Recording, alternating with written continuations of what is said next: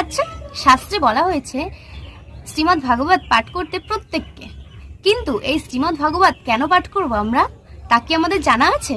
তো উত্তরটা হচ্ছে, নদীর মধ্যে যেমন গঙ্গা শ্রেষ্ঠ, তেমনই দেবতাদের মধ্যে বিষ্ণু শ্রেষ্ঠ, আবার বিষ্ণু ভক্তদের মধ্যে মহাদেব শ্রেষ্ঠ, তেমনই পুরাণ সমূহের মধ্যে শ্রীমদ্ ভাগবতই শ্রেষ্ঠ।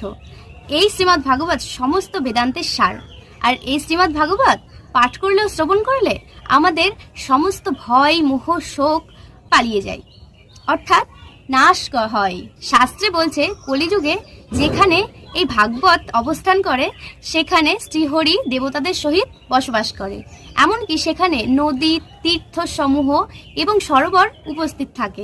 তাই যে ব্যক্তি এই পবিত্র রসামৃত গ্রহণ করেছে তার আর অন্য কোনো দিকে রতি হয় না, অর্থাৎ তার মন আর অন্য কোনো দিকে অনুধাবন হয় না।